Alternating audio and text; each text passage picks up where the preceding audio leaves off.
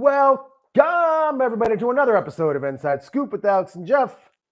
I'm Alex Dingman. I'm Jeff Doss. What's up, guys? What's up? Did my voice sound bad when I said that? Did it No, like you're cut you're out? good, man. Oh, You're man. good. Dude, insiders, if my voice cuts out like I'm a 13-year-old going through puberty, man, I apologize because my voice has been scratchy at best. Oh Are man, you getting sick this time of year? Is anybody around your area getting sick? everyone was the past 2 weeks. People are just coming back now. My classes have been half full because everyone's sick with the Dude, my flu and stuff. daughter, That was over the last, yeah. My my daughter. voice is a little out probably from the weekend Oh, that makes sense though. It and was a just tournament. and just the tournament and a little Yeah, stress and just I haven't slept as much. So word. Dude, Louisa yeah, it's went to all that. school one day last week. And she shouldn't even have done that, man. Like she was wrecked, Jeez, you know? jeez. But like it went through the whole house. And then now it finally got to Lindsay and I. Yeah, So yeah, because that's good. Nope. right. I'm sorry, I'm trying to share all the stuff to to No, groups. it's good, man. So we got a lot on the docket tonight, you know. We do. We do and we don't. It's not gonna be a normal show, but is any show normal? No. Come on now, Not insiders. really. We don't really have a formula And then chiming except insiders, us talking. let us know where you're at. Let us know where you're coming from, how you're feeling, what you're doing. We had an eventful Pan Ams because Yeah, there was people there. I mean, things were going on. Other than the tournament, because we're gonna yeah. get into that. How's your week been, man? My week's been pretty good. I've just been preparing for this weekend. We have our big Christmas sale, holiday sale at the school. So that's kind of stressful getting all that What do you guys ready. do different? Like, what do you do different now than any other time? Well, I mean, just making it. I try to make it a big event instead of just, hey, this week uh we're doing sales on this, right? We make it like one big day so people come, so it's more of an event and just hang out, have fun, and then do orders and stuff. Yeah. um so of course, ordering, wear clothes, all that stuff is there, but giving them specials on their either different classes, tuition, Now they're camps, all that purchasing stuff. all these things in person. For the most part, yeah. Around Friday though, I'll make it to where I'll open up registration for like online and they can do it as well. But I notice for me, it's better to bring them in and have that conversation with them and just, Oh yeah, we it's always way let better them. than that. That, Because some people, again, again, we're giving sales advice, but once you have them there, you can just keep making them aware of other things that they can save on. right. I mean, we always. That's what we do is we talk, and we love to do that. We love to Exactly. be with the conversation that continues to go. And people fail to realize that as martial arts professionals, when people say things are everything is sales, like they don't. I don't think everybody quite gets that. No, no, So, no. like, let's just take the martial arts school for example. Every single class is a sale for the next class, Exactly. right? And Exactly. so every single thing you do, like if you're doing a form in class, that's a sale for a new weapon. Yep. That's a sale for a new uniform. That's a Exactly. sale for the new belt. The way you get the belt is you continue to improve your skills. The way you do that is by more classes. Exactly. Every sparring class is sales for new gear. But Exactly. it's a long sale with Yeah. that. I Yep. don't, but I always kind of wondered though, want because I don't actually want to go into any store for anything, like at all. Like if I Right. was like, oh, let me go buy a new shirt. I don't want to actually do that. Like I'll Yeah. just look for whatever that shirt is that I think I want. I'm just gonna look on Amazon. Exactly. Exactly. So So I don't know that I think it's different though with membership type and relationship based products, right? When it's something you're going to do, it's a service. It's different than You want to know like what you're getting and find out more. You have tons of questions to ask. You know what I mean? It's a little Yeah. different. But Hey, if I had the answers, I'd be doing it. I don't. Right. And so that's just part of it. So you find out each year what's going to work best or not, you know. So we'll see how it goes. But yeah, that's been a stressful thing. Getting really now, yes, there's a tournament in Toronto in December, but a lot of people are preparing now for next year, right? So as soon as Pan Am's hit, like I have students that are like, okay, let's prepare for AKs now. Like There's tomorrow, not that many weeks. no, tomorrow I'm creating like a form. I'm creating a form for somebody. You know, working on a form for somebody. I have 2 or 3 people that I talked to at Miami. They're like, okay, we'll talk to you the next week or 2 because we want you to start training my student or whatever. You know, so that's just part of it. You know, so and the truth is, as well as like sometimes, and you guys may be wondering why the title is just shut up and listen, because I think we all need to, and maybe you need to shut up and listen to me. Maybe I need to shut up and listen to you. You know, I don't know, but you know, one of the things, and I'm going to pull this up. Let's see. One of those things is hard for me to do. Is to shut up and listen. Yeah. And I think all of us, those things. And you know what? As I get older, I realized that I didn't do that as well when I was a kid or when I was a young adult, right? That's interesting. I live with I deal with teenagers all the time as well in my class, at home. You don't have to say I know. You don't have to say I know all the time, right? So this is a little bit stressed out, you know. And the thing is that we find ourselves doing that all the time too, even then, right? Yeah, I know. You don't have to tell me. Well, I don't think you do because you're still doing it, right? You're still speaking. Yeah, you're still speaking. So shut up and listen, all right? It's gotta be a good one. So like Richard Osborne put up, he said, after reading Point Fighter video comments, I don't know what's a harder sale in our sport, the general public or other martial artists, which is true. This is what drives me nuts about all the Point Fighter videos that they've put up, especially with forums, is the first person comes on, oh, where's the technique? Where's this or that? Put up a video first of yourself doing it. Sorry, I want to say another word, but I almost mouthed it. But you know what? Before you start talking trash, you know what I mean? You don't know what the heck you're talking about. You know, I had the same thing on TikTok. As soon as I put my form up of OG, right? And I just put Korean forms at Pan Am's. First comment, you know that's not Korean, right? That wasn't Korean forms. Oh, okay, it isn't. What is it then? All right. And you know what? The best thing is that people say that, and I go to their video page. What's on it? Nothing with martial arts. Like nothing at all with martial arts. So why are you even speaking? You know, like that's what drives me nuts. You know, if you have some type of experience, some type of expertise, all right. If not, say, hey, that looks awesome. Hey, I'd rather you DM me, message me privately what you think I can improve on.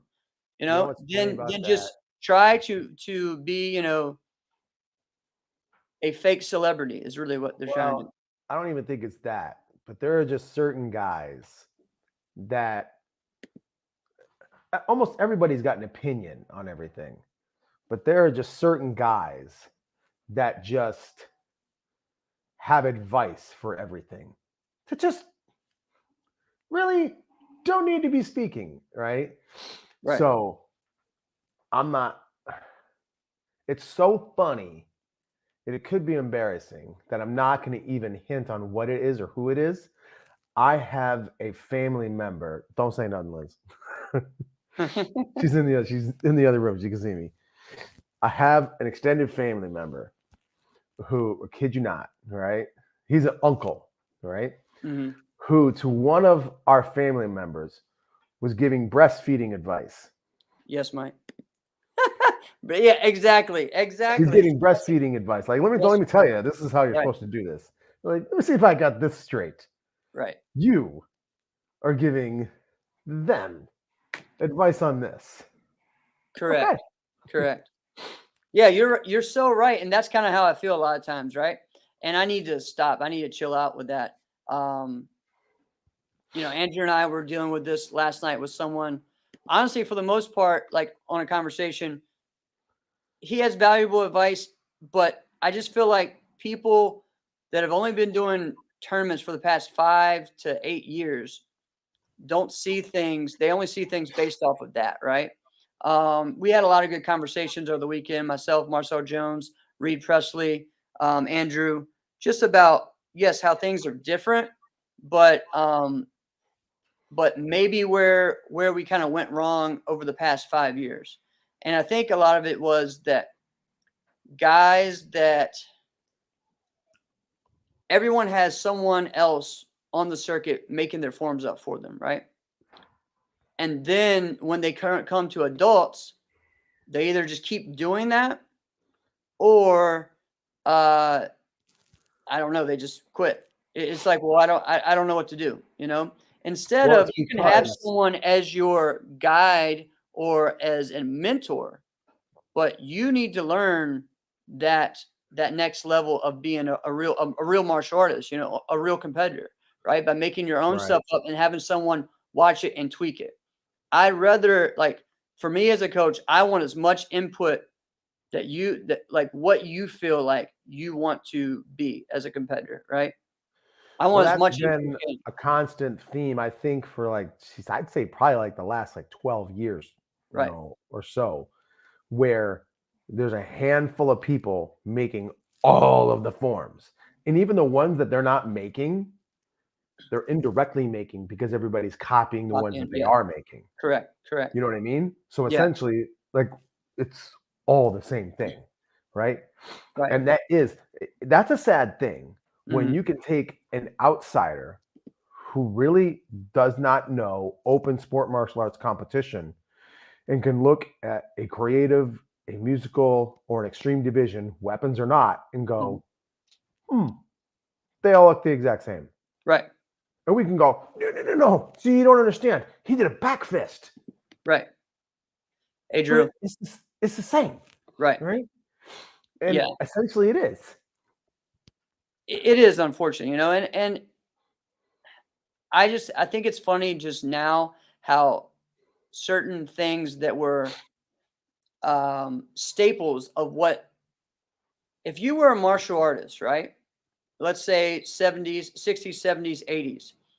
Okay. What would people say that they expected from you if you're a martial artist? What skill would they expect to see from you? Like singular skill? Yeah, I mean, Well, I think you would have to fight. no. Like a technique or like a skill. Oh, you'd have to do it. Like you'd have to do it like a kick. You'd have to do a side Exactly, a kick, right?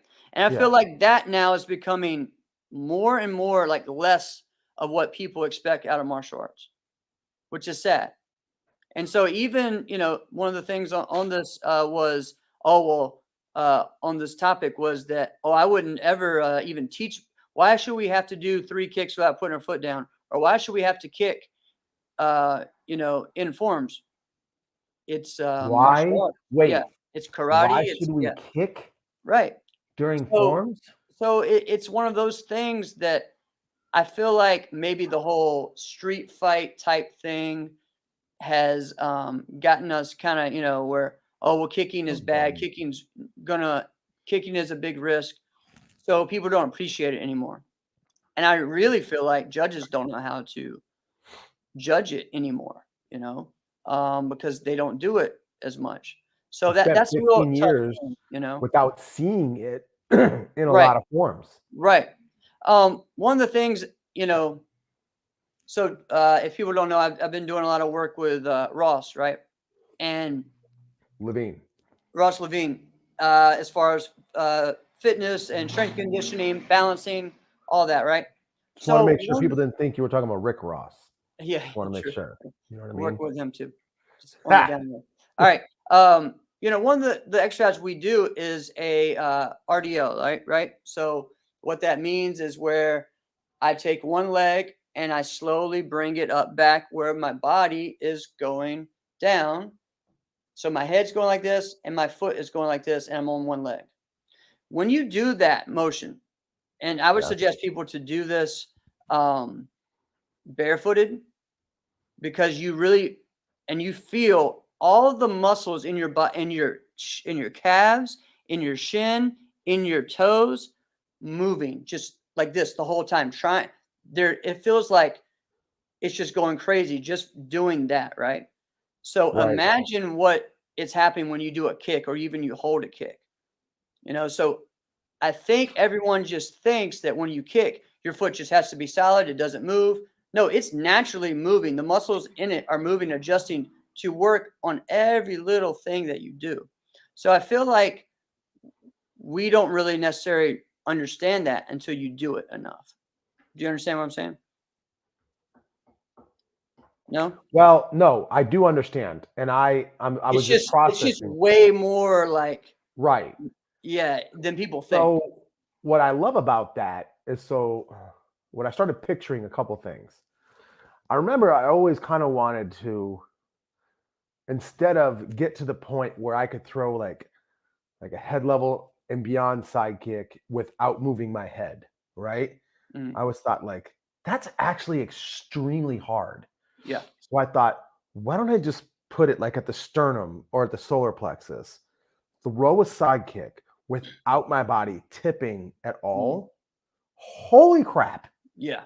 I remember Way thinking hard. that it's a side kick to the body, it's in forms, lock it, hold it, 30 seconds. I can Right. do that. No, No. Right. even just tipping your body, just tipping it a little bit is almost the same as staying straight up. So me trying to Yeah. do it without moving, like that doesn't happen. Like that's No. really hard. So then I started processing like, well, shit. My old teammate, Jenny Johnson Blanchard, she had this move in her form where she would do like a skip front kick to one side and then she would stop and then hold Mhm. a round kick to the other side for like an 10 seconds uncomfortable maybe. amount of time. Yeah, Like exactly. she's just holding it well beyond her head and would stick it hard. And then from that position, no chin movement, nothing, would just go into a 10 or 11 kick combo, Right. ending with a vertical kick. And we're like, so then like now, that's what's so crazy, Jeff, if you think about that. Let's Right. just take that combo from, let's just take a performance of hers from like 2001. Right. If she were to do that today, I actually think she would get more praise today than she did then. I don't. And the reason I say that is because then she was just one of the best kickers anybody was doing that at the time. Right. Now, that's a freaking unicorn. It is, but nobody does that today. But here's the problem. This is what they'll say. You're the best at kicking. That's great. But I need you to do more of this, more of this, more of this, more of this, more of this. And that's one of the things that I got told over the weekend. So it's just like, okay, that's fine. And I get it. And I don't have a problem with that. But it's one of those things that like, I don't think we're going all over the place. And I'm sorry, it's all over my head. But buckle up. That's what the show's going to be. when you say that, all right, we're seeing grands, right? And we're seeing someone that gets all nines and the next person gets all eights. Yeah. To me, that means that it's boring. Not like that person there wasn't one thing that person did better than you, or if you were the 8 person, right? Yeah. And so that's funny to me because I don't think that's the case. In certain things, there's stuff that is like, wait a minute, this person has better this than this person. There might have been one thing like the overall performance that might have been better, but there has to be a change in the way we judge things, I feel. Yeah. Especially in certain things, I actually feel like, if you have 6 different categories for us to judge on, one judge judges on 2 things, one judge judges on 2 other, one judge judges on that. And that way you're comparing with the same type of thing and it makes more sense. And that brings us almost to like a like a gymnastics type of judging, or like Somewhat. really, or like a figure skating type of judging, right? They do the same things we do. They Right. see a performance, they give a score. Our scores and result are similar. They have an actual structured system. Correct. You are only judging these things. This is your criteria. You have to look at that. And whereas we just go, I think it's this. Yeah, Why? exactly. I Exactly. think so. What So, makes you think so that? yeah, I mean, it's I am weird to me. Grandmaster. Do not question me. Exactly. Exactly. Shut up and listen. Yeah. But so that part's just interesting to me with that. I don't know where I was going with any of this, but uh just a little reminder, we're sponsored by Virtual Fight Tour. It's getting heated right now with the grudge match. So we're Oh looking at man. possibly January, February for this. I'm seeing some I'm getting some of the talk. And so it's kind of crazy. So get ready for this. This is gonna be awesome. All And right. for And it's those going to that be in the may not cage. know or may have forgotten what grudge match we're talking about, we're talking about a grudge match with Trey Lazenby versus Thomas Wright.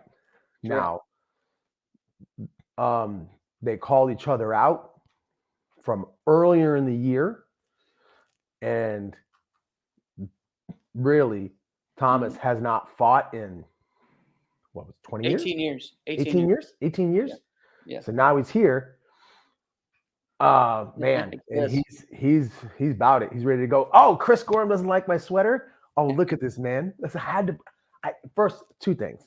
Number one, Merry Christmas, everybody. Halloween's over. Merry Christmas.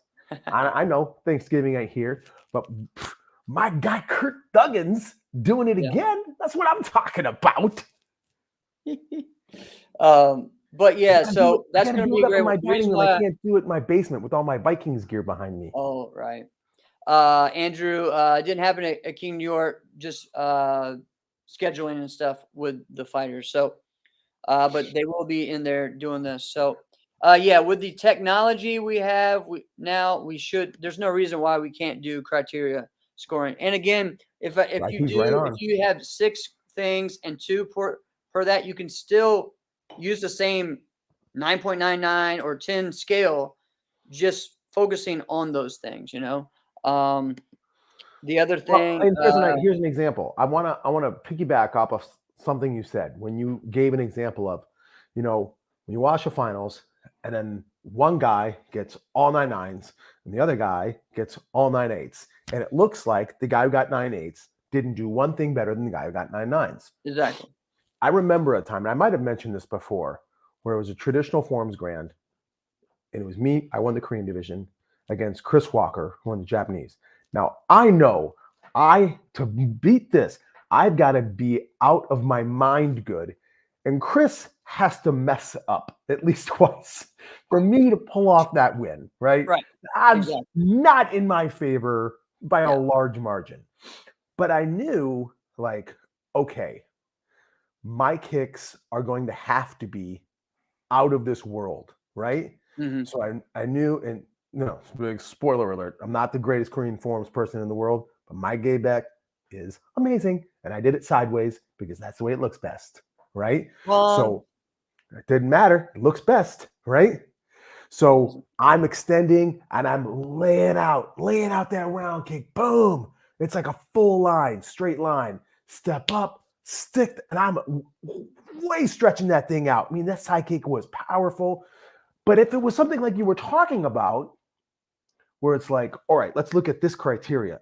I still don't think I don't come up with the win, but at least it paints a truer picture of what happened. Exactly. In at least 2 or 3 categories, they would say that you excelled at this better than that person, right? Possibly. Yeah. Right. So again, obviously Chris probably would have been better, right?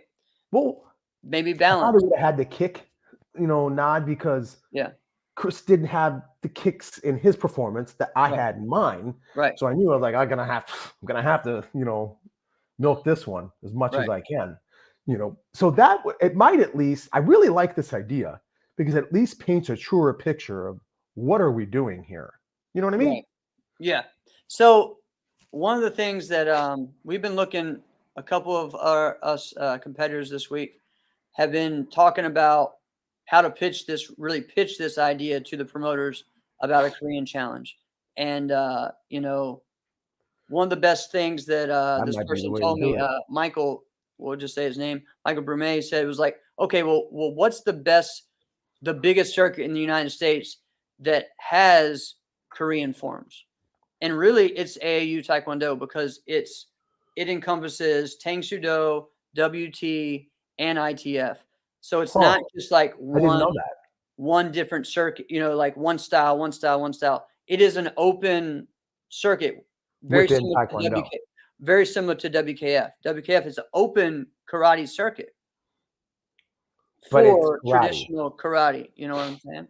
So, Oh. that's, to me, would be the biggest one. So what do they judge it on? They actually have 6 categories, and it's oh man, I didn't know any of this, by the way. I'm really into this. That's why I'm leaning in. Hold on, I'm trying to make sure I have this right.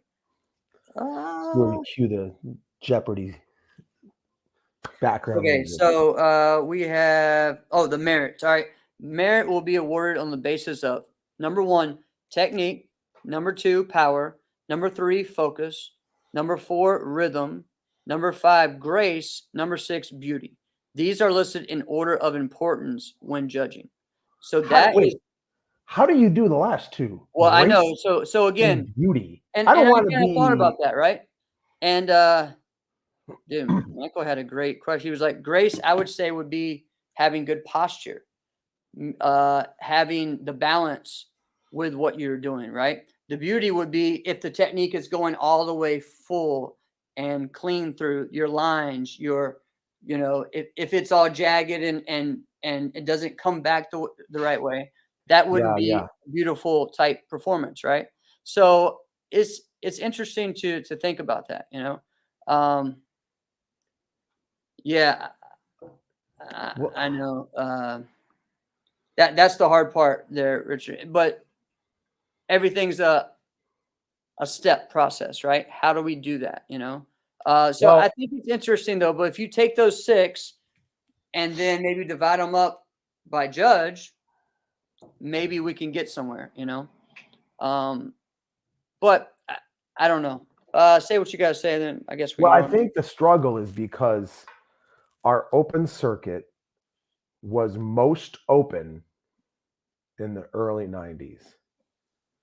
And then it started to become, well, if you're not one of us, you really don't stand a chance.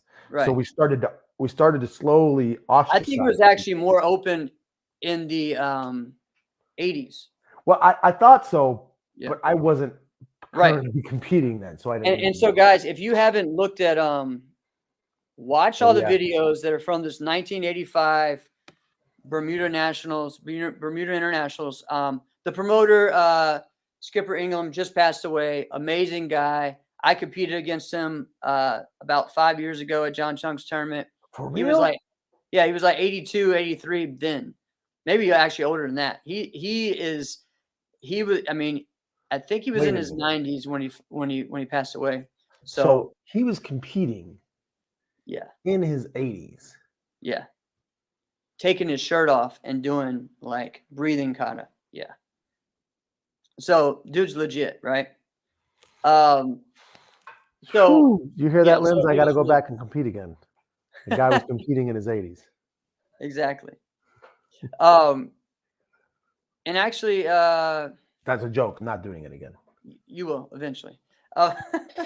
So, anyways, there's where was I going? Oh, so people have put out videos of that tournament and how influential that tournament was. Looking at, I mean, it's almost like it's a tournament of legend. Like I've heard so many stories about that. Oh tournament. Yeah, it was really cool how they did. It was an invitational tournament. It was a big deal to the area. There was a lot of media sponsorship, everything. A couple of things was, they would take the top. They invited the top 30 in all the divisions. Okay. And then it came down to the top 4 went to the finals of each one for the overall grand championship. So they had a traditional kata division. They had an open kata division, right? Even back then. The four that This is were like in the there mid-80s. were oh my God, Domingo Longas, who we've talked about before. He did Super Impe back then. We think of in that NASCA style, the traditional was so wild and crazy in the 90s, right? With the extra Kias and everything. In the 80s, it actually wasn't. Bless you. And then the female side of that, I saw one of the best Kusan Kus I've seen in a long time from that video. It was awesome. So it was really cool to see those forms done that way. I saw John Chung doing Gay Beck sideways, so we have him to blame for that. God, love you, John Chung. Because nobody would have ever done it if it wasn't for John Chung showing us what way it should have been done to begin with. Thank you. Okay, no. The two, there's no reason to do it sideways if there's judges in the corner. So, anyways, oh,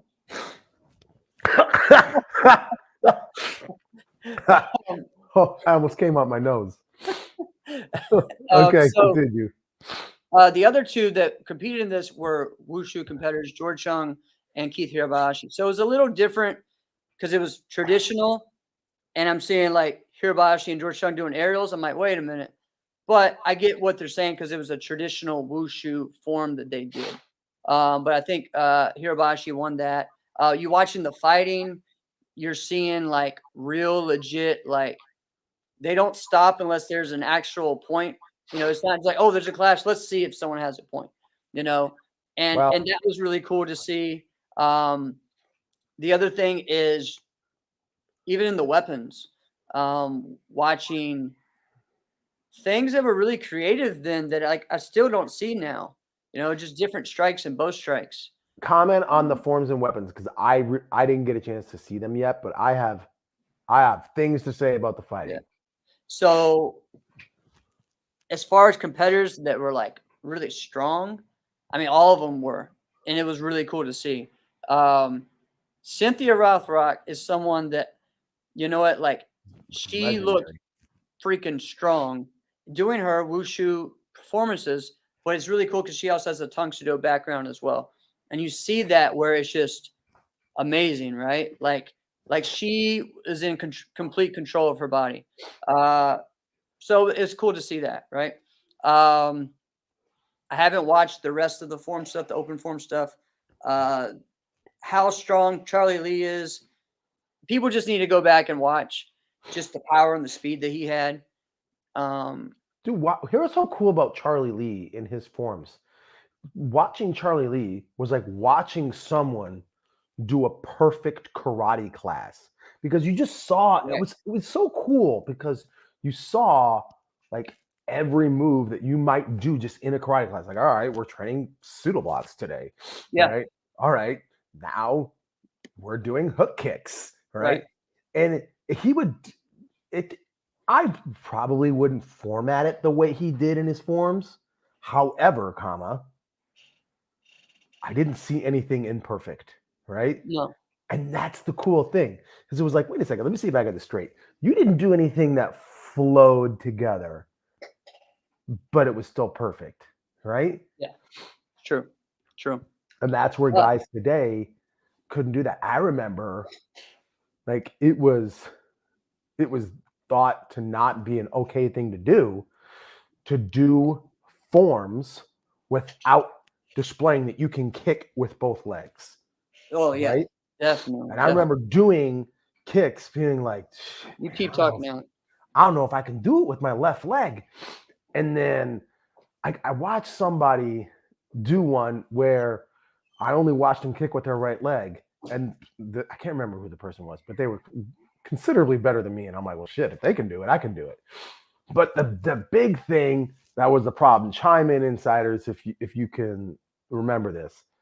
That I think made everybody else feel like, do we need to standing kick at all? Was when I would watch John Valera just have an out of this world performance and do no standing kicks. And I'm like, well, that's allowed? You can do this? What? And so here he goes. He does that. And I'm like, this is crazy. Now, see, here's what's crazy. Carmichael even chimed in here. And Carmichael was the extreme of the extreme even before John got to that point. And Carmichael even did standing kicks. That's right. He did. And I remember thinking, like, so when I saw John do no standing kicks and did a form, and it was a consensus, like, give this guy a 10. It's over, right? That's when I feel like that was the beginning of maybe you don't have to do standing kicks. Mm-hmm. But Carmichael also chimed in at that time because we're talking about I think it's 1985 Bermuda Invitational. Is that the name of it? When he says fighters did both forms and fighting. And one of the guys that we saw in the video was George Young fighting Chip Wright, right? That was okay. We're gonna start talking about fighting now. Okay, go. Because there's so many things that I kind of want to do what they did then, and there's so many things that I'm like, well, I'm glad we don't do it that way. And one of them is, for the most part, we're starting to just go. Why it's taking so many decades to come onto this, just let the fight go to the duration of the time. All right? Yeah. Just let it go. Because I remember watching that fight feeling like this fight should not be over. This should not be over. They were still in the first to 3. Everything's won. Yep. And it's so easy because so many of those clashes, there was so much contact that I feel like today, almost all of those points that we watch in that video, there's just been clashes. Yeah. Right. And one of the reasons why, well, maybe yes and no. The one thing that I definitely appreciate is that if something was blocked, they called it a block. Yep. Guys could bring their rear hand up. Someone could take off of the back fist and just explode. They could bring their rear hand up and it could come here and it was called a block. Yep. Rightfully so. Right now, today, if you stand still and I blitz through you at full speed, if there's 5 judges and if you cover it and it goes block like this, right? 5 out of 5 will give me that blitz. Yep. Absolutely. Oh, yeah. And that's and I think it started because the speed just took off way too fast, you know? Yeah, and the other thing is the whole idea of counter fighting. If you are the person going forward, you're going to get the point 95% of the time. It may be even more than that. You know, like a back fist, the only way a back fist in a defensive manner is going to score is if you're fading away and doing it. But if you come in and then you hit them first or a jab first and you are standing still, you're not going to call it. Huh? Nobody gets that. In fact, I think I remember as recently as when Brian Ruth was fighting, oh gosh, who was it? Ben Stewart in the World Series of Martial Arts. Ben, he's a heavyweight badass, right? And Brian Ruth is the badass of all badasses, right? And Ben took off after Brian, and Brian jabs him and drops him. And I don't think Brian got the point. I think Ben just dropped. Yeah. And I remember thinking, like, how was there not a point here? Right. Clearly, he's down. There should be a point, right? And that, I think that was like 2002, right? So it wasn't like, and we were already to that point, like 20 years ago. Correct. We were already not being able. The speed was already past. Correct. Yeah. So it stinks, man. There's a lot of things on that. You and I have talked about what's the one is like people don't score round kicks to the body anymore. Like it's crazy to me. Like I saw it happen a lot over the weekend where, you know, they'll go for a head kick and they'll follow with the kick to the body. And they're just like, no. I'm like, do you see this counts too? Like that's a technique. It's almost like And that's the thing. That's the reason why when people say kicks to the body should be 1 point. And while I agree, if everything's called correctly, yes, I do concede it should be. Tell me the last time when it was judged correctly, right? Like you don't want to call a side kick to the body. It's the only one that we're allowed to throw to the body, right? Right. Can't throw a side kick, or you can only throw a side kick. Can't throw a round kick. Can't throw hook kicks. Can't throw twist kicks. You can't throw any of those. You're only going to allow the side kick. But if it's not completely fully extended, you say, oh, no, it was a chamber. It was a chamber. Yeah. How about he was rushing me? I blasted him. His ribs are wrecked. I couldn't fully extend it because he's coming. So you're not going to give me a fully extended side kick, but you'll give him a half extended defensive punch. Tell me where this is fair. It's because you're not capable of kicking. Yeah. And then you're just a hater, right?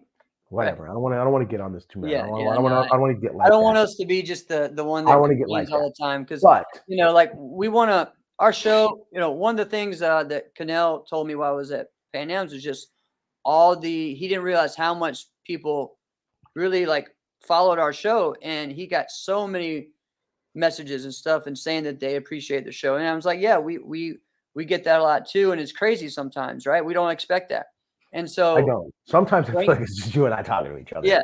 And Richard and Andrew chime in. It's bringing light to certain things. And that's what I hope that we do. It's not just us complaining about we don't like this or we don't like that. We're talking about what is bad or what's good, but also and giving, most of the time we give solutions as well. We don't just say, oh, this is awful. Now what? No, and that's what's important. That's what I feel like we all need to do is come up with more solutions. So there are some things that Jeff feels that, hey, if it was done this way, it would work.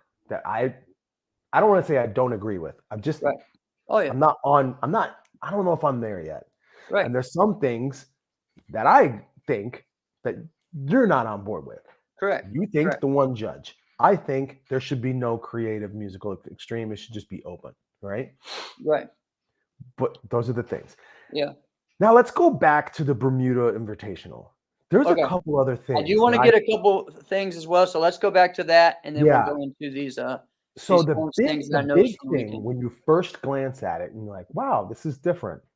There are no headgears. Yeah. It's a lot easier to watch. It is. It is. I kind of think maybe there's a way where we can get there. And I definitely don't want to say take them off, all right? Because I don't even want to say if somebody wants a shield, right? Okay. Let them wear the shield, because there's. I'll use my brother as an example. He had to have nose surgery, right?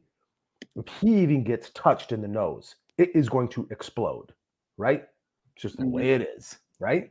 That's why this schnoz looks like this. Has not been done. There's been no work on this thing, right? Because I know as soon as I do that, it's gonna you can snap and the thing will break. Okay? Mine, I think now is straight because it's broken back into a spot now, so it's a straight. But raise your hand, guys, if you've had your nose broken more than 3 times, right? Exactly. I don't know. 11. 7, 8, 38. Who knows? I think it's mine. I'm at the 10, at least 10. Can you even count? Not really. That's why I just I know it's up there. Thing. All right. So I think the no headgear thing, I think that's one of the reasons why our sport at that time started to gain more traction as a bigger sport, because people could see what we were doing, they could see who we were, and it made sense. Right. It's hard to understand. That's sometimes why people don't really understand football. You could be right next to a football player and not know that they're an all-pro football player, because when you see them playing, you can't actually see them. Right. Right. And that's why there's probably less stars in that than there are in basketball. Well, basketball has the most accessibility, right? with enough dollars, you can be on the court, right? And you see everything that they do, anything that they mouth, say, do, gesture. You're one of them. They're literally in your living room. So we have the opportunity to do that. It's another reason why forms competitors are so much more recognizable. Exactly. I was You just going know? to say that. Like, how many more times has, we'll just say someone like Brian Rodriguez, right? Guy's been in the finals like almost every time he's been in a tournament, right? But maybe not Jake Presley. Right. But I guarantee you more people know who Jake Presley is. Yeah. You know, because the times when he's there, you see Jake Presley. See him. Yep. Brian has a headgear on. Yeah. Sometimes it's just that little subconscious thing, just that alone, that could do it. You're right. That's true. All right. All right. So one of the things so when I got to Pan Am's, and overall, man, I thought I had a great time. It ran well as far as the coordination and everything. And Alex and Manny were running around trying to get judges, but they were doing a great job at it. Like they were feeling it and keeping the rings moving. And big shout out to Mr. Presley. That guy works his tail off and coordinates a great tournament. One of the things that we had, the hard parts, like we had said though, is just having judges set ahead of time, right? And that's something I think that all tournaments need to do a better job at. One of the issues though is how can we help people know the rules? How can the judges let the competitors know the rules more? And how can we as promoters or people that running events let the judges know the rules more? Here's why I say this. So the first division I judge is they asked me to do the 13 under traditional challenge division, right? So I go and do this division. I'm going to be a corner judge. The center ref says, hey, Jeff, can you judge the kick height to make sure no one kicks above the chin? The other judge, I think he's from Texas. He is going to judge the ki rule, making sure they don't do more than 4 ki. Sounds like a great system already. This is great. And we're in the corners. Corners judging is the best, and it should be that way for, I think, every forms division, but I definitely agree every traditional division. So, because you can see the feet. So the first thing for me, the first competitor comes up, he kicks above this chin 5 times. And I'm sitting there like, okay, and I'm just supposed to deduct. But it's hard to, and then I actually have to deduct from 5 competitors in a division of 7 for kicking above that. I'm sitting there thinking, do they know the rule? Do they know the rules? And these all compete at every tournament, except maybe one. Actually, that kid who competed, he was on Team Sparky, so he probably has gone to multiple NASCAR tournaments, right? So that was an issue to me. It's like, these people are not being told the rules. There it is up to the competitor to know the rules when they come in. I definitely agree with that. But how can we help them know them better, right? Well, I think still, especially all we have to do is say 2 things. All right, guys, this is traditional challenge. Remember, only 4 ki, no kicking above the chin. Boom. That took 5 seconds. Right. But at the same time, if you do that and they did not know that ahead of time, they have to change everything they've been training for. They don't enforce the rules. You're right. That's the issue. That Drew is right on. So look at, but with that being said, you're right. That does go, okay, now you know the rule, right? But that's like saying, hey, you do martial arts, try this tournament. What is it? Well, we'll tell you the rules day of. You can't do that. No, but you should. But there isn't. Everyone has access to the NASCAR rule book. That's in there. That's it. So the thing of that they don't know the rules. It has to be reinforced and enforced, and they're not doing that. I don't think it's a thing of they don't know the rules. I think it's a thing of they know the rules, but there was a few tournaments throughout the year where the judges didn't know the rules, and then nobody said anything. Exactly. It'd be like if you showed up to work late one day and you're like, shit, man, I'm about to get busted, right? And then you walk in 10 minutes late, and then your boss goes, hey, man, how's it going? And you're like, He didn't say nothing. Right. Crap. And next week, you're hustling to get there and you're bussing it and you're 3 minutes late. And he does the same thing. Like as you walk in, he's like, "Hey man, how's it going? See you at lunch." And you're like, "Well, this guy don't give a dang. Why am I speeding, almost killing myself? Correct. Show up 15 minutes late." And now you wait 7 months later to reprimand the guy when you've been watching him walk in late the entire time. Yes, it's his fault for not coming in late, but whose fault is it really? You know what I mean? Yeah. So now there's no way I will believe that junior black belts did not know every single rule. There's nothing that would convince me that they did not actually know. Right? I don't know. There's nothing because they know, man. I think they're told different things. There's some that think, oh, well, if it's allowed in WKF, then it's allowed in NASCA. That's what they're told. If the form calls for a side kick to the nose in WKF, then we're okay to do it. Guess what? It's not WKF. The forms come from WKF as far as the list, but you still have to use those forms within the rule set that we have. So that was the thing. The other issue is that how am I going to do a deduction if I see an infraction, right? I'm supposed to do a deduction. How do you do a deduction in a ranking system? You know what I'm saying? About traditional challenge too, right? Yeah, I'm talking about this. So, which is also really, why are you in that? Why are you? I don't want to make it sound bad because you should judge any division that they would want you to. Right. But why are you being asked? There's so many other guys that do Japanese forms. That what? What do you mean? Why wouldn't they be the ones judging it? Oh no, time out. I'm I'm one of the best judges for that. I'm a Japanese competitor as well. All right, so that was the only one judging it for the things that it should be judged on. Okay? Well, I would agree with that. So and again, people forget that I'm a 5th degree in Shotokan as well. So well, all right, that's true. So I'm just telling you on that part, right? Before I just got checked, ladies and gentlemen. Yeah, it's okay. But what I'm saying is that I come from a system of judging that is based that division is based off of. That division is based off NBL and WKF. Okay, so they know to come to me for that, and I end up centering the next time.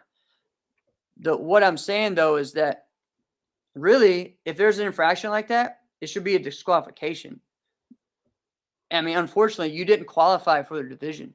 You know what I mean? And that's kind of hard. If you're doing a deduction based on scoring like we would, then you can do that. But this isn't a scoring based circuit. It's a ranking based circuit, So the first place person gets a 9-9.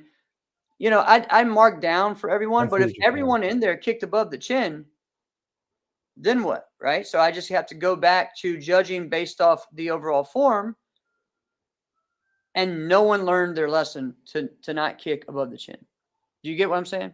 No, I get that, but I think maybe NBL, if you kicked above the chest, actually, you were DQ'd. And if at least 2 judges saw it, you were DQ'd. If you did more than 4 kiosks, you're DQ'd. So there was that hard line, which is tough. But you learn from it, right? I do remember that about NBL. Same thing. If you invert in creative, you should be DQ'd. You should be DQ'd if you invert in creative. That's the rule. It's not enforced, though. Well, I think part of the reason is NASCA hasn't, as a whole. Now we're saying this. I'm still gonna, before I finish what I'm gonna say, NASCA is still the best right now. Okay, preface what I'm gonna say. Right. NASCA is still the best. However, NASCA has not figured out if they want to have the best circuit for high quality, highest level of martial artists, or are they trying to be like a recruiter system for more competitors? They haven't figured out who they are, right? Exactly. Because they're trying to be extra inclusive and then say, you should have known this is the best tournament in the world. Right. Like, well, wait, what just happened to don't worry about it, we'll figure it out, Right. to there's 2 divisions, it's $250. What? Yeah. Yeah. Exactly. So Yeah. It's really crazy, man. Here's one thing I think is simple. Have a freaking judges meeting. Like, is that hard? Or if you have an if you arbitrator, don't wanna here's be the in a deal. master judges meeting. This is what the arbitrator needs to don't do a judges meeting then. If you are the arbitrator and before division starts, the 3 judges have to meet with the arbitrator for 5 minutes or 2 minutes, and they go over what they're doing, and that way it's just making sure get all of it out of the way. Next ring. I've done that in my tournament. It worked out great. It was actually better than having a judges meeting because Well, I guess I they're would agree with that. directly right there with them. You know, But if we're having to go over rules like what you talked about, like the day of, we've already messed up, right? It's already a big problem. Okay. So I don't think that it's that they don't know the rules. I think a lot of times they don't know the difference in the divisions. There's too many freaking divisions now, man. another reason And why so I a lot of say times they don't let's know. They just think, simplify oh, it. it's just, is this one creative? This one extreme? Is this one musical? They don't know. Another reason, what wouldn't that be easy to just say Open. open? Yeah. Listen, at some point, someone else is going to Exactly. echo what I'm saying. But as long as I'm the only Love one is true. saying it, it'll never happen. Love is But true. Exactly. That's what it needs. It needs to have a highlight sheet or something there, a screen that says, all right, this is it. Remember to do this. I don't know. There's lots of ways to there's make it work. lots of ways. There's lots of ways this needs to be improved. Jeff and I are not saying It's Nesta awful. sucks. We're not saying that. No, we're not We're saying saying this is the best. There's so many room to continue to grow the sport because listen, whether anybody wants to acknowledge it or not, people are leaving the sport. It's happening. Okay. Yep. So let's keep them here. Let's keep them loving martial arts because the more they keep spending thousands of dollars every weekend to go to a tournament and go, what happened? And you go, I don't know. Nobody knew the rules. So what happened? Right. I got DQ'd. Why? Nobody could tell me why. Right. That Right. people will not only leave the sport, they'll leave the art. Right. All right. Question, and I'm going to go to mine after you do it. Do it. Originally, I had this question: what is being overlooked in forms judging? But I maybe say fighting judging or anything that is the first thing that comes to your head. What is being overlooked in judging? Well, I will say 2 things. So, if for fighting, I'm going to echo a little bit on what I was already saying. Blocking and kicks to the body. All right? There is no such thing as a block today, right? Right. And it's a shame, right? It is. The block today is a clash, right? Like if you see somebody, let's just say a blitz, right? If you see somebody blitzing you and you want to ensure that it's blocked, you have to possess the ability to match that speed and then just go full speed right into them. That is probably the only way. But by the time it's so hard, that's why it's a young man's game because the reaction time is something else, right? But at that time, right, if they're taking off, if they get the jump on you, that's why, like what you said, the fadeaway back, that's where you're jumping away, you're retreating, you're running away. That actually has a little bit more of an opportunity, right? But what we talked about, blocking, all right, and then hitting them back, like that doesn't happen today. Nobody allows that to be a thing. I used to make fun of my buddy, Greg Betlock, all the time. We would fight in training and he would blitz because and he was one of the best at going to punch back fist, right? And he was lower to the ground than me. And he blitzed me a couple times in practice. And I remember, and I didn't move. And everybody gave him the point. And I stopped and I went, what the heck are you guys talking about? He punched me in the butt and back fist me in the shoulder. He didn't hit nothing. And he got so mad. Today, Greg would be phenomenal. Greg would be an overall champion. Absolutely. G Money, you'd be winning heavyweight overalls today. Get your butt back there. But wait, don't do it because I said if you did it, then I would do it. So don't do it. Do it. Do it. No, I want to see Greg fight someone. So I think absolutely blocking, other kicks to the body that we talked about. And I think like with forms, I think standing kicking is not looked at like it's valuable. Correct. So for me, it's the feet actually in stances. So people, I see top competitors whose heels are coming off the ground all the time. Their toes are coming off the ground. They're bowing in. Their toes are pointing up. And the judges aren't doing anything. But if as soon as you pick one leg off the ground and that foot moves to correct your balance and you do a kick, they're the first one to deduct you right then. And, you know, like, and I know a judge that I'm going to call his name, Charlie Lane. As soon as I pick my leg up, he looks at my foot. Why weren't you looking at my feet when my stance? Why weren't you looking at his feet when he was doing his stances? Doing that. Yeah, exactly. So it's really funny the impossible kick. Right. And so when you're looking at the more difficult move and you're counting down so much on that, but you're not on the stances, and that's where your power comes from. So it's funny to me when people complain about, well, why didn't this person win? Or why did you give this person lower? Because their feet were down. Yeah, but he was more powerful. That actually cannot be a true statement. If he was more powerful, then his feet needed to be on the ground for him to actually have more power. He can be strong, upper body. Guess what's going to actually happen? He's going to fall forward. He's not going to actually, there's not going to be any stability to his punch or strike when he is actually having something against him. Or he's going to fall backwards because he has no base. His heels are off the ground. So there's a lot of things that people don't understand. You should be gripping the ground with your toes when you are doing martial arts. We're supposed to be like rooted to the ground, correct? That is something that people don't look at, and it's crazy to me. I think about that, and I think the scenario that you laid out actually is a little bit more of a little bit more technically perfect, so it's easier to tell when or if you make a mistake. Whereas this guy, if his heel's coming up the whole form, so you just like. You can't pinpoint like that's an issue too. See, in that when he did a spin chop punch, he had his heel off the ground when he finished his punch. Because that's a whole other issue. That's where you get to where it's like, okay, we're picking on you against you instead of you against the other competitors, right? And you're not I'm not competing against me. I'm competing against 12 other guys. Right. If it was me against me, you'd already just gave me the first place, but you didn't. Yeah. And I'll tell you this is why, like the thing you mentioned, like with the feet, that is one of the reasons why I felt like Matt Emig was the best, right?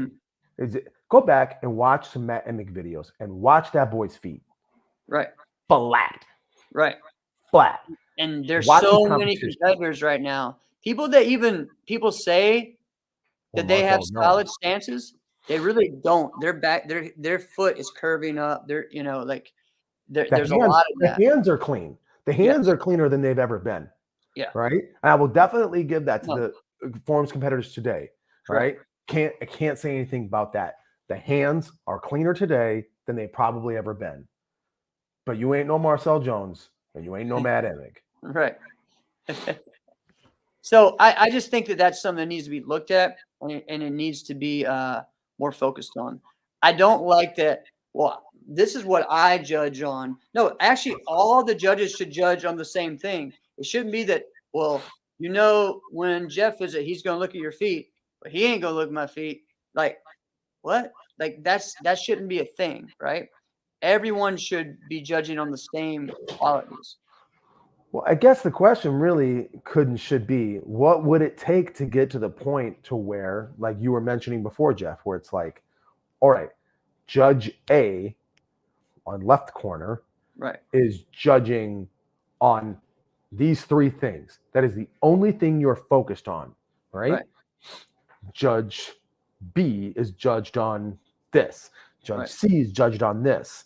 And so it doesn't matter if somebody does an over-the-top double backflip flash into a split. Judge A, you're not even supposed to pay attention to that crap. You can clap, but then that goes nothing into your score, right? I It's think, hard. well, It's a hard maybe plank to walk. that part's hard because we're judging moves, and we shouldn't really be judging moves. We should be judging qualities, if you know what I'm saying. So what's the technical aspect of that move? So yes, he should look at that.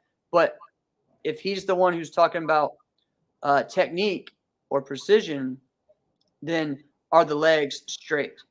Did you cushion your fall? Did you just land really hard? Those types of things are what should be happening, right? Was it beautiful? Yeah, was it Was beautiful? that Carmichael beautiful? Carmichael wanna be did a great job of setting that up for the Battle of Atlanta when he had a balance judge, a flexibility judge, all the different, Jun Rhee That's a good point. elements. He did do that. So that was really cool, and I thought that worked out well. So, and there wasn't any time where there was one judge or like all 7 judges gave it to one competitor, because there's all different things and qualities that one had over the other. So it made it more of a better overall performance and judging and presentation. So What's it going to take for someone to get a 10 again? When was the last time you saw a 10? I'm just told not to do it. Well, I see it in other tournaments, but not in NASCA. Yeah. It happens in Waco all the time. Is it literally tournaments for the spoken week. that we do not give the 10 at all? I guess, man. That's kind of. I know. All right. So listen, let's just say a couple of highlights, things that you heard about, people you want to give shout outs to from the weekend, and then let's go. Yeah. I'm going to give One, a I know shout for out you, yeah, to my guy, John Curatolo. had a good This weekend. man. guy had an amazing tournament. Guy fought out of his mind, and that is why John Curatolo is good. Yes. He's good. All right. It's my guy. Love it. All right. He's John Curatolo fighting in a tournament. I feel like there's got to be a percentage. So somebody with, who's great at math should do something with this and figure out, if you bet money every time John Curatolo was in a tournament that he would win the lightweight grand, what would your return on your investment be? And I got to believe it's probably going to be something high, like 75%. I don't know about that. Maybe. I think it is. I mean, you'd probably have to test it over a number of years. But I got to say, that guy is as consistent as it gets, and he won the lightweight overall. He didn't just make the finals. He won the lightweight overall. Oh, making the finals. All right, yeah, I get That's you. what I'm talking about. I know recently, though, I mean, we're talking about people like Tyreek and Enrique and stuff winning those as well. So, but yeah, I agree. When John Curatolo is probably one of the most consistent fighters, he's going to be in the finals of his division almost every time. I think that's definitely. And then, winning his super lightweight division. I mean, he's amazing. He fought awesome. It was great seeing him this weekend. One other thing I got to say about John, because he's probably got to be close to 30 at this point. Yeah. Right? I think he's probably like 27, 28. He's getting close. How in the world this guy at 27, 28 is still a super lightweight? Yeah. I don't know. But hey, man, it's working for you. You're killing it. Super lightweight, yeah. Your metabolism is through the roof. Yeah, I'm at 145 and I'm 38, so I've kept it around there. But I've fluctuated. I went to my 160 ranges. So what's the highest you've ever weighed? I think 168. Yeah. So, and I was skinny fat. So, but someone else. The other guy who won the overall grand and then won the VFT was Oscar. Oscar was awesome. So Oscar Guzman, thanks, Murphy. Appreciate it, my friend. This guy was fighting awesome. He was a part of winning the team fighting championships. He was a part of winning, again, the heavyweight overall, beating Brayon, and then beating John Curatolo for the VFT overall championship. So congratulations. It was a great weekend for him. Also, again, another sweep for Jimena. She won the open weight in a great fight against my teammate, Victoria Austin. Had a great time coaching her, and that fight was sudden death. Was a great fight. And then she won the overall grand over her teammate Peyton Fender, and then her and Peyton won the team fight. So amazing. Congrats again to all the senior winners. You know, it was cool that they gave them opportunity to be presented their award on stage, which is a big deal. Oh, and the biggest, actually, man, I can't believe we didn't leave with this. My man, Edgar Cordova, retired this weekend, man. So give it up to Edgar. Way to go, Edgar. Proud of him. So proud of The him, only man. reason why I kind It of was wish really Edgar cool. wouldn't have retired is Yeah. because my fantasy team was so bad. Although I won this week. Yes, I you won this week. Can't And I believe beat that. Jackson. I beat Jackson. You So beat Jackson, who was undefeated. Jackson and I had the exact same record. So we're You gonna beat Jackson, finish. who was undefeated, which was great. Yeah, so And he beat me once, I I beat him. So yes. Had 0 wins until this weekend. Thank you, John Curatolo. Yes. And again, BJ Taylor. Whoa, this dude came. People in Florida know how good he is in forms, but I don't think people in the national scene know that. They know that he's a young up and coming fighter for Team Velocity, and this dude came out there and destroyed everyone in CMX. Dude was awesome. He comes from a great background. He comes from Mark Canizzato and Mr. Canizzato's school, so great pedigree. Looking forward to seeing him continue that growth to just be a great all around competitor. So. Well, Yeah, I was going to so say, you I was just going to finish my crazy. thought. Now, I kind of wish that Edgar didn't retire because with my horrible record and my fantasy sport karate, I could have got the first overall pick and I might have picked Edgar. Right. I got it. You guys got to let me have the first overall pick. My team was so bad. I drafted like 17 players who were either injured all year or retired. You got to give me Exactly. So, you know, and then you could do it again next year with getting Edgar. That's true. Yeah, never mind. I Maybe shouldn't Edgar even made his brought it up, so that way you didn't know. Yeah, this is a good point. Yeah, and so again, that's real and personal to me because people don't know. Like, I've known Edgar since we were kids. Yeah, He's one of my best friends. Someone who I always go to for advice. And same thing. What's cool as well, the reason why he chose the Pan Ams is, remember he shared on that the Pan Ams was actually his first tournament, which seems crazy because we would think it would be an NBL tournament or something like that, right? And for them to let him do that, and just the response and the respect that he gets, when you really think about it, he only has competed on NASCAR for 2 years, okay? This year and the year before.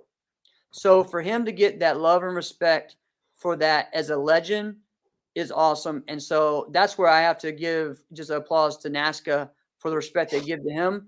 But the reason why is because he's just an amazing person, right? And he's an amazing competitor and he has awesome heart. So, well, kudos to Pan Ams for doing that because I don't know that any other tournament. Let's say it would have been Capital Classics. That's something against Dennis Brown because I think Dennis Brown's, one of the best guys in sport karate. I just don't know that they would have treated it the same way. You know what I mean?